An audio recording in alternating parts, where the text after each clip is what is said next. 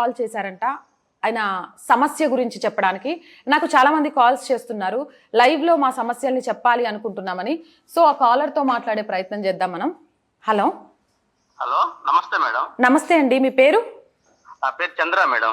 ఎక్కడి నుంచి కాల్ చేస్తున్నారు చంద్ర గారు? సత్తుపల్లి నుంచి అండి. చెప్పండి చంద్ర గారు.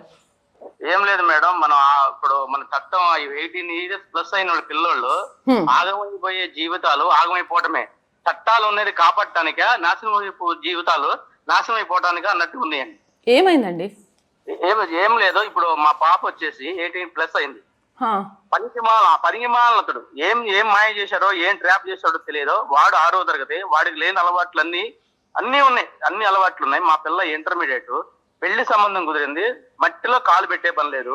ఇట్లా జరుగుతున్నా మళ్ళా 6 నెలల నుంచి 2 సార్లు తీసుకొచ్చి అయినా వెళ్ళిపోయింది.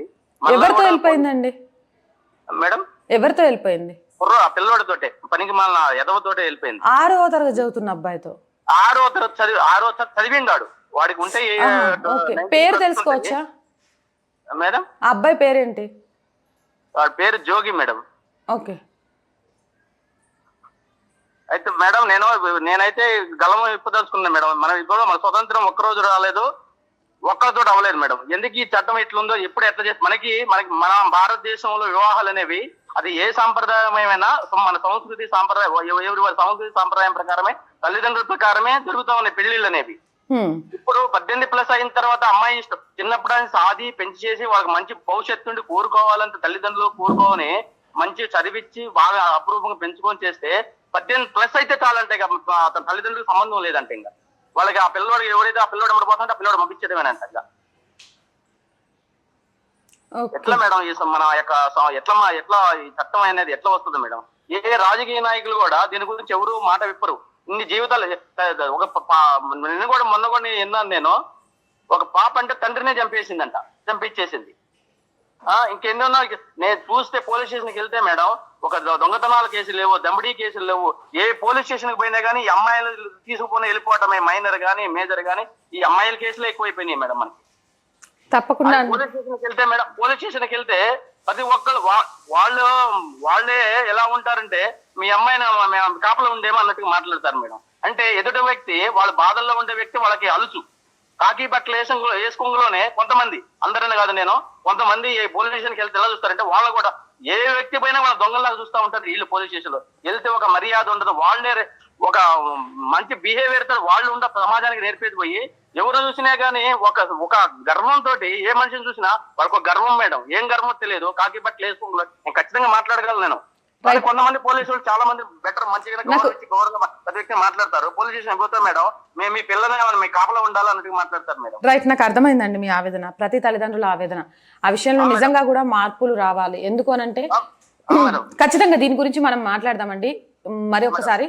Thank you so much call చేసినందుకు. ఎవరైనా సరే ఒక తండ్రి ఆవేదన ఖచ్చితంగా ఆలోచించుకోవాల్సిన బాధ్యత ఉంది. 18 సంవత్సరాలు అల్లారు ముద్దుగా తన కూతుర్ని పెంచుకున్న తర్వాత ఎవరో వచ్చేసి మేము మేజర్లం పెళ్లి చేసుకుంటామని చెప్పి తీసుకెళ్ళి కట్ చేస్తే 4-5 సంవత్సరాల తర్వాత గారాల ముద్దుగా పెంచుకున్న కూతురు ఎక్కడో ఏదో పని చేస్తూ కుటుంబాన్ని ఈడ్చలేక ప్రేమించి పెళ్లి చేసుకొని వెళ్ళిన వాడి చేతుల్లో మోసపోయి కులాంతర వివాహాలు, మతాంతర వివాహాలు చాలా గొప్పవి అని పార్కుల్లో వాళ్ళని కూర్చోబెట్టి ఇంటర్వ్యూలు చేయించుకుంటూ తల్లిదండ్రుల మీద గుండెల మీద కొట్టొచ్చినా కూడా తప్పులేదు అనే విధంగా కొంతమంది చేసే ప్రచారం ఇలా ఎంతో మంది తల్లిదండ్రులకు ఆవేదనని గురి చేస్తోంది. ఒక్కసారి ఆలోచించండి, 18 సంవత్సరాలు మీకు ఏ కష్టం రానియకుండా, వాళ్ళ కష్టం మీకు కనబడనీయకుండా అడిగిందల్లా ఇచ్చుకుంటూ మీ భవిష్యత్తులోనే తమ ఆనందాన్ని ఎత్తుకునే తల్లిదండ్రుల కంటే నిన్నగాక మొన్న పరిచయం అయ్యి ఏం చేస్తాడు, ఎలా చూసుకుంటాడు అనేది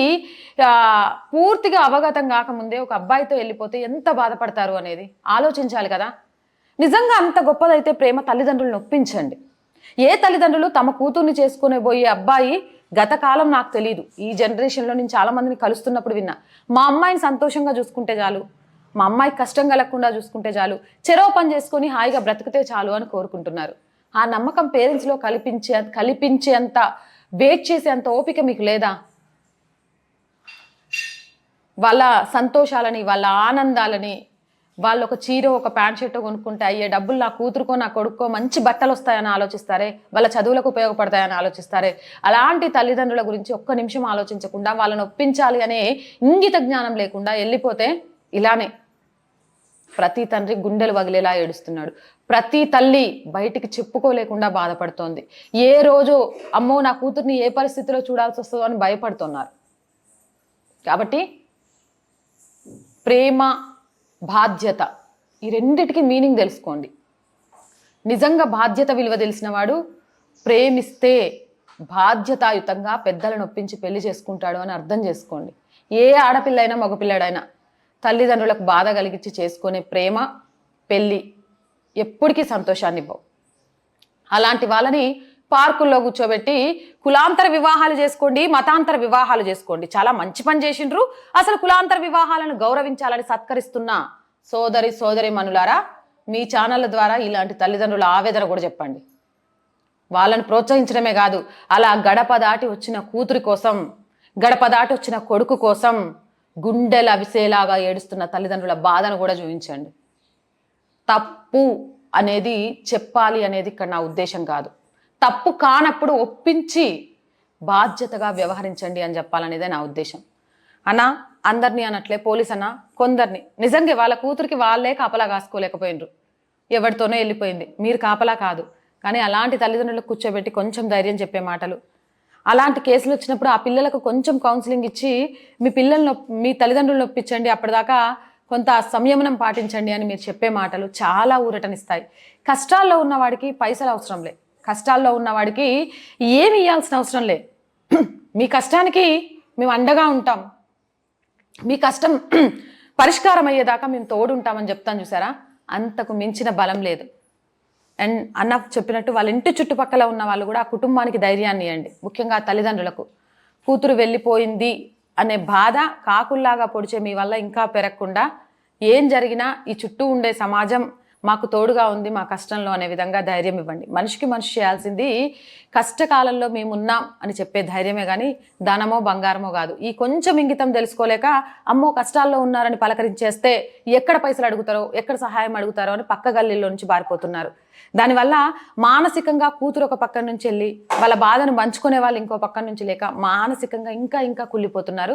ఏదేమైనా నిజంగా ఆయన అన్నట్టు 18 సంవత్సరాలు కాదు 21 సంవత్సరాలకు అమ్మాయిల వయసును కూడా పెంచేసి, ఎందుకంటే మినిమం 21 ఇయర్స్ అయితే కొంచెం విజ్ఞత వస్తుంది, అబ్బాయిలది 23 or 24 ఇయర్స్ పెంచడం వల్ల కొంచెం ఇలాంటి చిన్నతనం 18 ఏళ్ళ వయసులో ఏం తెలియదు, 18 ఏళ్ళ వయసులో పెళ్లి చేసుకున్నామా 20 ఏళ్ళకి అన్నీ అయిపోతాయి పిల్లలతో సహా.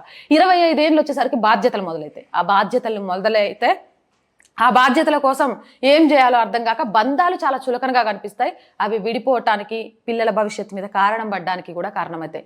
సో తస్మత్ జాగ్రత్త తల్లిదండ్రులు అలాగే పిల్లలు. అండ్ తల్లిదండ్రులు కూడా మీ పిల్లలకు ఫోన్లు కొనియడం, ల్యాప్టాప్లు కొనియడం, కంప్యూటర్లు కొనియడం, ఫాస్ట్ టెక్నాలజీతో పాటు పరిగెత్తించడం తప్పు అని నేను చెప్పట్లేదు. కానీ ఆ టెక్నాలజీతో పరిగెడుతున్న సమయంలో కనీసం రోజులో 10 నిమిషాలు మీ పిల్లలతో కేటాయించండి. ప్రతి తల్లిదండ్రులు వాళ్ళ పిల్లలకి మొదటి స్నేహితుడిగా మారితే ఖచ్చితంగా ఏ పిల్లలు కూడా తప్పు చేయరు అనేది నా ఉద్దేశం.